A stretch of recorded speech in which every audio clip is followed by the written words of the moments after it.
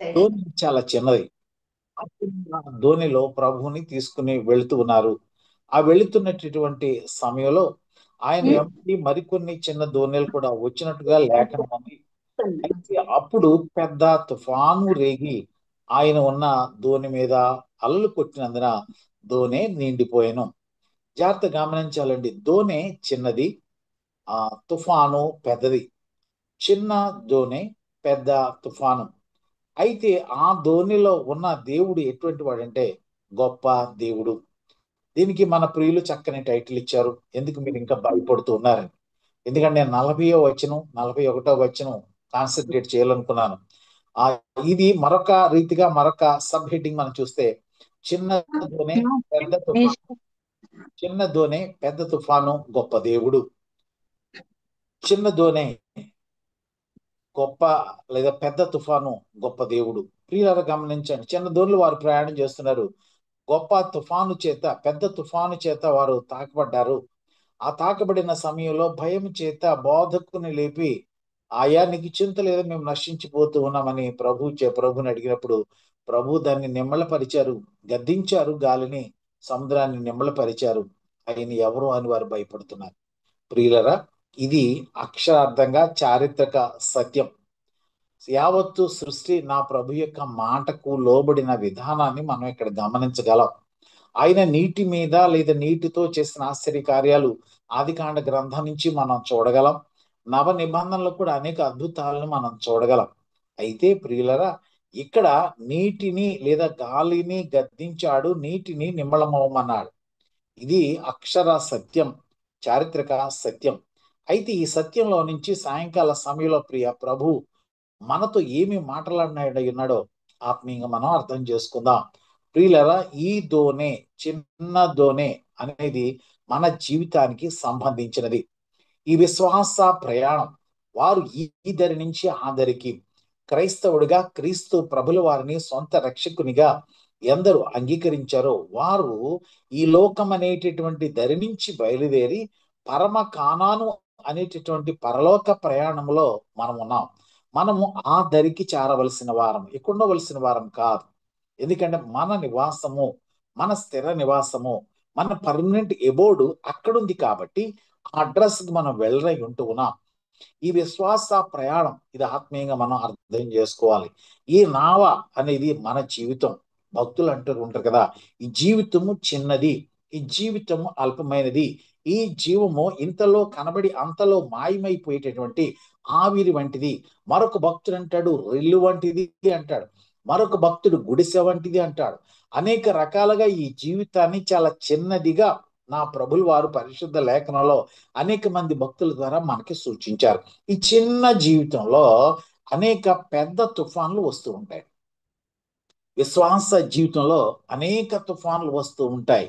మన ఆత్మీయ జీవితంలో తుఫాను లేని జీవితం ఉండనే ఉండదు. నిజానికి మనం గమనించినట్లయితే క్రైస్తవ జీవితం, ప్రభు చెప్తాడు కదా, ఎవడైనాను నన్ను వెంబడింప కోరిని ఎడల తన సిలువనెత్తుకుని నన్ను వెంబడించమని ప్రభు చెప్తారు. ఆయన సిలువనెత్తుకోమని నిన్ను చెప్పట్లా. నీవు నేను ఆయన వెంబడించాలి లేదా ఆయన మార్గంలో వెళ్ళాలి అంటే we have to carry hour cross. అంటే ఆయన సిలువను కాదు మోయవలసింది, మనం మన సిలువను ఎత్తుకుని ఆయనను వెంబడించాలి. సిలువ అనగా శ్రమలు. ప్రభుని ఎప్పుడైతే అంగీకరించామో ప్రారంభమయ్యేది ఏంటయ్యా అంటే శ్రమలే ప్రారంభమైతాయి. నువ్వు భయపడవలసిన అవసరత లేదు. ఈ శ్రమల మార్గంలో నీవు ఉన్నావు. It is not a comfortable journey. అది చాలా సుఖవంతమైన ప్రయాణం కాదు. ఎన్నో నిందలు, ఎన్నో అవమానాలు, ఎన్నో ఇల్ ట్రీట్మెంట్స్, ఎన్నో రకాలైనటువంటి మాటలను పడవచ్చు. అయితే నీ విశ్వాస ప్రయాణంలో, నా విశ్వాస ప్రయాణంలో ఎంత పెద్ద తుఫాను వచ్చినప్పటికి కూడా భయపడవలసిన అవసరత లేదు. ప్రియులను గమనించాలి. భయపడవలసిన అవసరత లేదు. ప్రభు చెప్తున్నాడు కదా, నీవు భయపడవలసిన అవసరత లేదు. వేదాంత పండితులు చెప్తారు, బైబిల్లో 366 సార్లు భయపడవద్దు, భయపడవద్దు, భయపడవద్దు అని ప్రభు చెప్తాడట. కారణం ఏంటంటే దినదినము క్షణక్షణము మనం ఏదో ఒక భయము చేత ఆవరించబడి అలల చేత కొట్టబడుతూ ఉంటుండగా ప్రతి భయంలో నుంచి నిన్ను రక్షించి, నిన్ను సమర్థించి, నిన్ను అద్దరికి చేర్చేటటువంటి సమర్థుడైన ప్రభు ఎవరంటే మనం ఆరాధిస్తున్నటువంటి యేసు ప్రభుల వారు ఈ సాయంకాల సమయంలో ఏ సమస్యల చేత, ఏ ఒత్తిడి చేత, ఏ కలహాల చేత, ఏ ఇబ్బందుల చేత నువ్వు తాకబడుతున్నావు నాకు తెలియదు. ప్రతి ఒక్కరికి ఒక్కొక్క రకమైన అనుభవంలో వెళుతూ ఉంటారు. అయితే నీ నావలో, అంటే నీ చిన్ని నావలో ఈ పెద్ద తుఫాన్తో నువ్వు తాకబడుతున్నప్పుడు you have to remember one thing that there great God is with you. గొప్ప దేవుడు నీతో ఉన్నాడని, గొప్ప దేవుడు నీలో ఉన్నాడని నువ్వు దయచేసి మర్చిపోకూడదు. ఎందుకంటే కాన్సర్న్ ఆయన మన గురించి ఆయన చింత తీసుకునే దేవుడు. ప్రభు అంటాడు కదా, మీ చింత యావత్తు కూడా నాకివ్వమని. కానీ ఇక్కడ శిష్యులు అంటున్నారు, ఆయనతో ఉన్నారు, ఆయనతో తిన్నారు, ఆయనతో జీవించారు, ఆయన చేసే అద్భుతాలను చూశారు. అంతకు ముందే మీరు చూస్తే ఆయన చక్కగా అంతమందికి ఆహారం పెడితే 12 గంపలు ఎత్తారు. చాలా కంఫర్టబుల్ గా వారు ఉన్నారు. ఆ స్థితిలో ఉన్న సమయంలో ప్రభు చిన్న సమస్య వచ్చేటప్పుడు కానీ అంటారు, ఈయన ఎవరో, ఈయన ఎవరో, ఈయన ఎవరో తెలియట్లేదు, ఈయన ఎవరో, ఈయన ఎవరో. లాస్ట్ వెర్స్ మీరు చూస్తే వారు మిక్కిలి భయపడి ఈయన ఎవరో గాలియు సముద్రముని ఈయనకు లోబడుచున్నవని ఒకరితో ఒకడు చెప్పుకుని. అయితే ప్రభు అంటాడు, అయ్యా మీరెందుకు భయపడుతున్నారు? మీరు ఇంకా still don't have the faith. అంటే have you still no faith? నీకు ఇంకా నమ్మకం లేదా?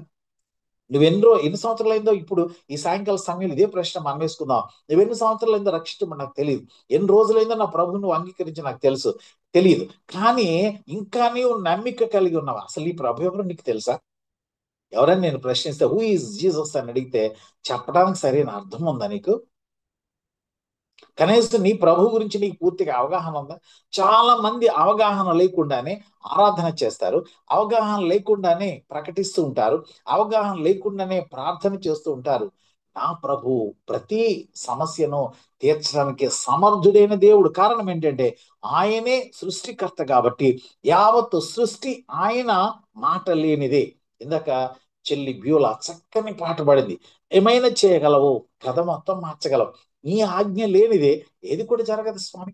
ఆయన ఆజ్ఞ లేనిదే జరగదు. ఇక్కడ గమనించినట్లయితే ప్రియులరా, ఇక్కడి నుంచి కొన్ని ఆత్మీయ పాఠాలు మనం జాగ్రత్తగా నేర్చుకుందాం. మొదటగా మనం భయపడవలసిన అవసరత లేదు. కారణం ఏంటంటే 366 మార్లు ఉందని చెప్పాను కదండి. దాంట్లో కొన్ని లేఖనాల భయం గురించి మనం చూసినట్లయితే ఆయన అంటాడు, యెహోషువ గ్రంథంలో అంటాడు కదా, 10వ అధ్యాయం 25వ వచనంలో అంటాడు కదా, మీరు భయపడకుడి, జడియకుడి. మీరు భయపడవద్దు, జడియవలసిన అవసరత లేదు. ఎందుకంటే మీతో వచ్చేవాడు మీ దేవుడైన యెహోవా. నీతో ఎవరున్నారంటే నీ దేవుడైన యెహోవా ఉన్నాడు కాబట్టి, దేవుడైన ప్రభులు వారు ఉన్నారు కాబట్టి నీవు భయపడవలసిన అవసరత లేదు. యెషయా ప్రవచన గ్రంథం 41వ అధ్యాయం 14వ వచనాలు అంటాడు కదా, భయపడకము, నేను నీకు సహాయము చేయుచున్నాను, నేను నీకు సహాయం చేస్తున్నాను కాబట్టి ఫియర్ నాట్, భయపడవలసిన అవసరత లేదు. ప్రవక్తలలో చిన్న ప్రవక్త హగ్గయి అంటాడు, 2వ అధ్యాయం 5వ వచనం అంటాడు, ప్రభు యొక్క ఆత్మ ప్రేరణ ద్వారా అంటాడు కదా, నా ఆత్మ మీ మధ్య ఉన్నది కనుక భయపడకుడి. ఈ సాయంకాల సమయంలో ఆయన పరిశుద్ధాత్మ దేవుడు మన మధ్య ఉన్నాడు, మనతో ఉన్నాడు కాబట్టి మనం భయపడవలసిన అవసరత లేదు. ఎందుకంటే ఎంత కనసన్ నా ప్రభుని కంటే లూకా సువార్తికుడు అంటాడు కదా, 12వ అధ్యాయం 7వ వచనంలో, మీ తల వెంట్రుకలన్నీ కూడా లెక్కించబడి అంటాడు. Is it possible to count the hair follicles? ఇది ఇమ్మెజరబుల్. హెయిర్స్ కౌంట్ చేయాలంటే ఇట్ ఈస్ హైలీ ఇంపాసిబుల్. కానీ నా ప్రభు అంటాడు, మీ వెంట్రుకలన్నీ కూడా లెక్కించబడి ఉన్నవి, నువ్వు భయపడవలసిన అవసరం. అంత కన్సర్న్ ప్రభు మన ఎడల కలిగి ఉంటున్నాడు. ఎందుకంటే ఆదికాండ గ్రంథం 26వ అధ్యాయం 23లో వచ్చాడుగా, అయ్యా నువ్వు భయపడద్దు, నేను నీకు తోడయ్యాను. వాగ్దానం చేసిన వాడు నమ్మదగిన వాడు కనుక మనం భయపడవలసిన అవసరత లేదు. మార్కు సువార్తికుడు 5వ అధ్యాయం 36వ వచనం, జస్ట్ హ్యావ్ ద ఫెయిత్, నమ్మిక మాత్రం ఉంచు, నమ్మిక మాత్రం ఉంచు, భయపడవలసిన అవసరం లేదు, నమ్మిక మాత్రం ఉంచు. చివరికి ఒక్క మాట జ్ఞాపకం చేస్తాను. ద్వితీయోపదేశ కాండ 31వ అధ్యాయం 8వ వచనంలో చూస్తే ప్రభు యొక్క వాగ్దానం ఈ రీతిగా ఉంటుందండి, ఆయన నిన్ను అవిడివడు, నిన్ను ఎడబాయడు కాబట్టి నీవు భయపడవలసిన అవసరత లేదు. అబద్ధం ఆడుటకు ఆయన నరుడు కాదు, వాగ్దానం చేసిన వాడు నమ్మదగిన వాడు కాబట్టి భయాన్ని విడిచిపెట్టి ధైర్యంగా మన విశ్వాస నావలో లేదా ఈ విశ్వాస ప్రయాణంలో మనం అద్దరికి చేరవలసిన వారమై ఉంటున్నాం. చాలా మంది ప్రశ్నిస్తూ ఉంటారు, దేవుడు నాకేం చేశాడు అని. ఎందుకంటే భయం, ప్రతిసారి భయం ఏదో ఒక రీతిగా నిన్ను తడుతూ ఉంటది. కొన్నిసార్లు ఈ యొక్క అలలు, ఈ యొక్క తుఫాన్లు మన చేతులతో మనం చేసుకున్న తుఫాన్లు ఉంటాయి. అంటే మనం చేసిన బుద్ధిహీనత కారణంగా, బుద్ధిహీన పనుల కారణంగా, ఈ నోటికి సరైన రీతిగా కళ్ళెం పెట్టుకున్న కారణాన అనేక సమస్యలు మనం తెచ్చుకుంటూ ఉంటాం. కొన్నిసార్లు మన వ్యక్తిగత బలహీనతలు బట్టి, మన వ్యక్తిగత తప్పులను బట్టి శ్రమలు మనకి, లేదంటే ఈ యొక్క తుఫాన్లు వస్తూ ఉంటాయి. మన ఆత్మీయ జీవితంలో కానీ, కుటుంబ జీవితంలో కానీ, ఉద్యోగ జీవితాల్లో కానీ చాలా సమస్యలు వస్తూ ఉంటాయి. ఉద్యోగ స్థలాలు ఇంకా భయంకరమైన సమస్యలు, కస్టమర్ హ్యాండ్లింగ్ లో మీరు ఉన్నప్పుడు ఇంకా చాలా సమస్యలు ఎదుర్కోవాల్సి వస్తుంది. ఒకవేళ నీ నోరు బాగుంటే చాలా సమస్యల నుంచి ప్రశాంతంగా అనేక మందికి శాంతితో నీవు సేవ చేసేటటువంటి గొప్ప అవకాశం ఎల్ఐసిలో మీకు దొరుకుతుంది. ప్రియులరా, కొన్నిసార్లు మన ఇరుకుల్లో, మన ఇబ్బందుల్లో మనం చేసుకునేటటువంటి స్వల్పమైనటువంటి బుద్ధిహీనమైన పనుల కారణంగా ఈ తుఫాన్లు వస్తూ ఉంటాయి. కొన్నిసార్లు కొన్నిసార్లు సాతానుగాడే మనల్ని శోధించడానికి మన పైన శ్రమలను అనుభవింప చేస్తూ ఉంటాడు. మీరు గమనించండి, ఇక్కడ ఇక్కడ మీరు గమనించినట్లయితే ఈ తుఫాను ఎందు గురించి వచ్చింది తెలుసా? ఎవరి ద్వారా వచ్చింది తెలుసా? సాతాను గాడి ద్వారానే వచ్చింది. ఎలా చెప్పగలరు అండి మీరు అని అంటే, మీరు గమనించినట్లయితే మీరు ఒక్కసారి మీరు చూస్తే 39వ వచనం చూస్తే, అందుకు ఆయన లేచి గాలిని గద్దించి, ఎవరిని గద్దించాడండి? గాలిని గద్దించి.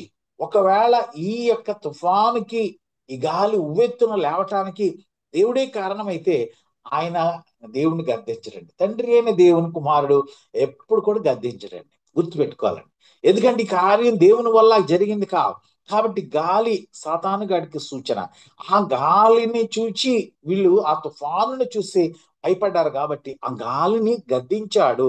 నిశ్శబ్దమై ఊరకుండమని సముద్రంతో చెప్పాడు. సృష్టి యావత్తు కూడా దేవుని మాట, ఈ సృష్టిపై దేవునితో పాటు సాతానుగాడు కూడా కొంత అధికారాన్ని కలిగి ఉంటూ ఉన్నాడండి. మీకు యోబుకి కలిగిన శ్రమలో దేవునికి ఆయన వాగ్వివాదం పెట్టుకున్న తర్వాత ఎటువంటి సమస్యల గుండా యోబు నడిపించాడు సాతానుగాడు మీకు తెలుసు. అయినప్పటికీ కూడా ఆయన విశ్వాసాన్ని కోల్పోలేదు. ప్రియులారా, ఇది దేవుని వల్ల కలిగినది శ్రమ కాదు. కొన్నిసార్లు దేవుని వల్ల శ్రమ కలుగుతుంది. మీకు అర్థం కావడానికి చెప్తాను. యోనా ప్రవచన గ్రంథం చూస్తే దేవుని మాటకు అవిధేయుడై, మన అవిధేయత కారణంగా కొన్ని తుఫాన్ వచ్చింది అక్కడ. అయితే అక్కడ తుఫాన్ ఎవరు పర్మిట్ చేశారు అంటే దేవుడే పర్మిట్ చేశాడు. దేవుడు పర్మిట్ చేశాడు కాబట్టి ఆ తుఫాను ఆ చెలరేగి కొడుతున్నప్పుడు యోనా చెప్పాడు, ఇది నా వల్లే వచ్చింది, నా గురించే వచ్చింది, కాబట్టి దేవుని ఉగ్రత నా మీద ఉందంటే భయపడి వాళ్ళందరూ కూడా ఆయన సముద్రంలో పడవేసినప్పుడు సముద్రము నిమ్మలైపోయింది. గమనించండి, తన ఉద్దేశము, తన పని, ఆయన సఫలతను దయచేయడానికి కొన్నిసార్లు మన జీవితాల్లో కూడా కొన్ని శ్రమలను అనుభవింపచేస్తాడు. కొన్నిసార్లు కొన్ని రోగాలు కావచ్చు, కొన్నిసార్లు కొన్ని ఇబ్బందులు కావచ్చు, కొన్నిసార్లు కొన్ని ఇరుకులు కావచ్చు. ఏదైనప్పటికి కూడా remember one thing, that the God is with you. నీ దేవుడు, మన దేవుడు వాగ్దానం చేశాడు కాబట్టి ఇమానుయేలుగా సదాకాలము మనతో ఉన్నాడనేటటువంటి ధైర్యంతో మనం ముందుకు వెళ్ళవలసిన వారమై ఉంటూ ఉన్నాం.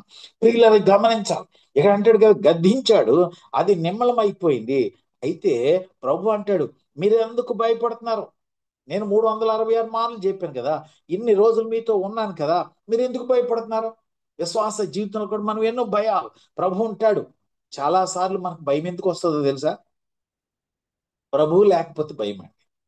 చాలా గృహాలలో ప్రభు ఉండడు. ప్రభు లేని కారణాన వారి ఆత్మీయ జీవితం పతనమైపోతూ ఉంటుంది. ప్రభు లేని కారణాన వారి కుటుంబ జీవితాల్లో కలహాలు, ప్రభు లేని కారణాన వారి సంఘాలలో కలహాలు, ఐక్యత లేదు. ఈరోజు మన క్రైస్తవ సంఘాలలో మన పరిస్థితి మనం చూస్తే ఎక్కడుంటున్నాయి సంఘాలు అని అంటే, కేవలం హైదరాబాద్ లోనే కాదండి, ఆంధ్రప్రదేశ్ లో చాలా చోట్ల, తెలంగాణలో చాలా చోట్ల భయంకరమైన పరిస్థితులు ఉన్నాయి. కారణం ఏంటో తెలుసా? ఎవరు లేరు ఆ దేవాలయాల్లో అంటే, నా ప్రభువు లేడు, ప్రభావం లేదు, ఆయన మహిమ లేదు, ఇక బోధు దేవాలయాలుగా ఉంటున్నాయి. ఈ మధ్యనే ఒక యూట్యూబ్ చూశానుగా 2 వారాల క్రితం, చక్కని పట్టు చీరలు కట్టుకున్నారు తల్లులు అందరూ కూడా ఒక గుడిలో. ఏదో ఇష్యూ అయింది, పాస్టర్ మీద కుర్చీలు ఎత్తుకొడుతూ ఉన్నారు. అయ్యో దేవా, ఎంత భయంకరమైన పరిస్థితి! ఎవరండి వీరు? క్రైస్తవులు, క్రీస్తుని అనుసరించేవారు, క్రీస్తు యొక్క శిష్యులు, క్రీస్తు ప్రేమని లోకానికి పంచవలసిన వారు ఏమైపోయారు అని అంటే ఒకరిపై ఒకరు తిరుగుబడి కొట్లాడుకుంటూ ఉన్నారు. చక్కని వస్త్రధారణ ఉంది, చక్కని ఔటర్ ఆ ఎలిమెంట్ చాలా బాగున్నాయి, కానీ అంతర్గతమైన పరిశుద్ధత, ప్రేమ, ఐక్యత లేనేలేదు. వాక్యం సెలవిస్తుంది కదా, సహోదరులు ఐక్యత కలిగి నివసించుట ఎంత మేలు, ఎంత మనోహరం. మేలు లేదు, మనోహరత అంత లేదు. కారణం ఏంటో తెలుసా? నా ప్రభు అక్కడ లేడు. ఎవరున్నారయ్య అంటే సాతాను గాడు ఉన్నాడు. కారణం తెలుసా? ఎందుకో తెలుసా? ప్రకటన గ్రంథ ప్రకారం వాడికి సమయం కొంచెమే అని తెలిసి వాడు ఏం చేస్తున్నాడంటే, నా ప్రభు రాకడ త్వరగా ఉందని చెప్పి త్వరగా ఆయన ఏం చేస్తున్నాడంటే వాడు ఆడి కార్యం చేస్తూ ఉన్నాడు. చిత్తమైతే ఏర్పరచబడిన వారిని సహితము మోసపుచ్చుటికై వాడు ఏం చేస్తున్నట్టే సంఘాలలో, కుటుంబాలలో, క్రైస్తవ కుటుంబాలు కావాలంటే మిగతా కుటుంబాలు అక్కర్లా, కుటుంబాలలో కలహాలు, అనారోగ్యాలు, అనైక్యత, ప్రేమ రాహిత్యము ఇవన్నీ కూడా పుట్టిస్తూ ఉన్నాడు. కారణం ఏంటో తెలుసా? వాడి కార్యత సఫలత కావాలి. నా ప్రభు త్వరలో రాబోతూ ఉన్నాడు. ప్రియులరు, ఎంతకాలం ప్రభు లేని జీవితం జీవిస్తే క్రైస్తవులం అంటాం, క్రీస్తు మనలో ఉండడు. విశ్వాసం ఉండదు. విశ్వాసం అనగా హీబ్రీ గ్రంథకర్త రాస్తాడు కదా, విశ్వాసం అనేది నిరీక్షింపబడు వాటి యొక్క నిజ స్వరూపం, అదృశ్యమైన వాటికి దృశ్యమైనవిగా మనం చూడగలం. అవి నమ్మాలి. నా ప్రభువును నమ్మాలి. నమ్మటం అని చెప్పటం ట్రస్ట్ అని చాలా తేలిక పదం చెప్పటానికి, కానీ నిజంగా అంతర్గతంగా నీవు అనుభవపూర్వకంగా తీసుకున్నప్పుడు అది చాలా ఆచరణ సాధ్యం కాని పద్ధతి అండి. ఎందుకంటే నేను నమ్మాలి, I have to trust him. వివాహ సమయాలు చెప్తాం కదా, భార్య భర్తపై పూర్తిగా అనుకోవాలి, నమ్మకాన్ని కలిగి ఉండాలి. భర్త భార్యపై నమ్మకం ఉండాలి. వధువైన సంఘంపై నా ప్రభు నమ్మిక వస్తున్నాడు, కానీ వధువైన సంఘము నమ్మకమైన పెండ్లి భార్యగా నా ప్రభుకు ఉండట్లేదు. అందుకని ఈరోజు సంఘాలన్నీ కూడా లోకానికి న్యాయం తీర్చవలసిన మనం, లోకానికి సమాధానం తీర్చవలసిన మనం ఏం చేస్తున్నాడు? కోర్టుల చుట్టూ మనం తిరుగుతూ ఉన్నాం. ప్రియులారా, మరి భయపడితే ఏం చేయాలని గ్రంథకర్త చెప్తున్నాడంటే, కీర్తనల గ్రంథం 56వ అధ్యాయం 3వ చరణంలో పరిశుద్ధాత్మ దేవుడు కీర్తనకారు ద్వారా ఈ మాట సెలవిస్తున్నాడు. 56వ సంకీర్తన 3వ చరణం అంటాడు కదా, భయము సంభవించిన నాడు నేను నిన్ను ఆశ్రయించుతున్నాను. నాకు భయం వస్తుంది ఖచ్చితంగా, ఈ లోకంలో ఉన్నాను కాబట్టి. సాతాను చేత కానీ, లేదంటే లోక శ్రమల చేత కానీ, నా బలహీనత కారణం కానీ నాకేదో ఒక రీతిగా భయం వస్తుంది. ఆ భయము సంభవించినప్పుడు నేను ఏం చేయాలంటే దేవుణ్ణి ఆశ్రయించాలి. విశ్వాసమైన ఆయుధమే ఈ భయానికి విరుగుడు. ఎందుకు ఇంకా మీరు భయపడుతున్నా? నేనున్నానని నమ్మిక లేరు, నా దేవుడు ఉన్నాడని నమ్మిక లేరు. యేసు నామము ద్వారా శక్తిని పొందాలి. యేసు రక్తపు శక్తి ద్వారా సాతానుగాడు శక్తి ఏమి కూడా చేయలేదండి. చెప్పాలి, నువ్వు నజరేయుడిని, యేసు నామని ఈ సమస్య నువ్వు బయటికి పొమ్మని ఆజ్ఞాపించాలి. అట్టి శక్తి మనకు కావాలి. ఈ విశ్వాస ప్రయాణంలో అట్టి శక్తిమంతురాలు నీవు కావాలని సేవకునిగా నా ఆశ. చివరికి నాకు ఇష్టమైన వ్యక్తిని మీకు జ్ఞాపకం చేసి నా సందేశాన్ని ముగిస్తూ ఉంటాను. నాకు చాలా ఇష్టమైన పాత్ర లేదంటే వ్యక్తి బైబిల్లో ఎవరంటే దావీదు గారు. నేను చాలా ఇష్టపడుతుంటాను. వారి జీవితం నుంచి అనేక సంభవాలను మీతో పాటు నేను కూడా ధ్యానం చేయడం జరిగేది. మొదటి సమూయేలు గ్రంథం 30 అధ్యాయం 4వ వచనాన్ని మీరు చూసినట్లయితే క్లుప్తంగా చెప్తాను, మీరు చదవండి తర్వాత నెమ్మదిగా. 34లో ఆయనకు ఒక సమస్య ఎదురైంది. ఆయన ఫిలిస్తీన్ల దగ్గరికి వెళ్ళాడు. నిజానికి ఫిలిస్తీన్లు శత్రువులు, కానీ సౌలు మీద బాధతో, లేదంటే కుమారుని మీద బాధతో, లేదంటే ఆయన శత్రువుల యొక్క ఆశ్రయం పొంది ఫిలిస్తీన్లతో నివసిస్తూ ఉన్నాడు.